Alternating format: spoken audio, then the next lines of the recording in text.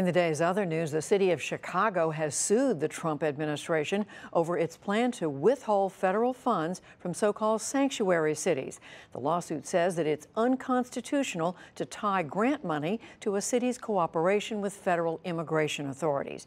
After filing the complaint, the head of Chicago's legal office said the city will now request a freeze on the policy. We are bringing this legal challenge because the rhetoric and the threats from this administration embodied in these new conditions imposed on unrelated public safety grant funds are breeding a culture and a climate of fear within the communities in our city.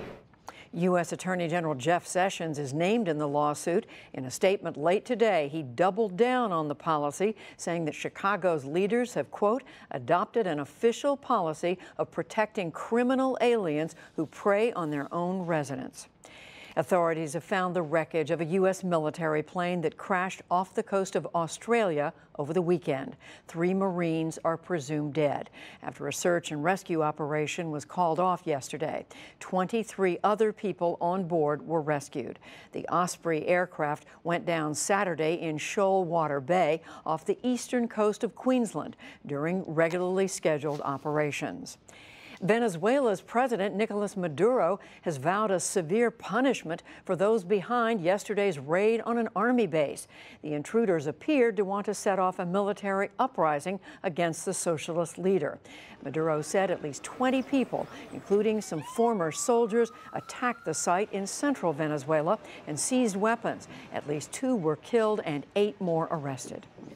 A trial has already been set, and I have asked for the maximum sentence for all those involved in the terrorist attack. The maximum sentence and no benefits for those civilians or deserters involved in the attack.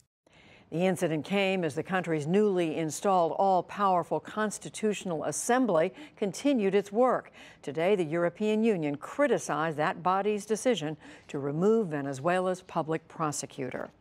And in Mexico, officials are bracing for Tropical Storm Franklin. It's expected to make landfall tonight along the Yucatan Peninsula at near hurricane strength. Authorities are closing an airport near that Caribbean coast and are preparing shelters. Residents could face flooding and winds of at least 60 miles an hour. It was another record-setting day on Wall Street, led by technology stocks. The Dow Jones Industrial Average gained 25 points to close at 22,118. That is its 9th straight record high. The Nasdaq rose 32, and the S&P 500 added 4.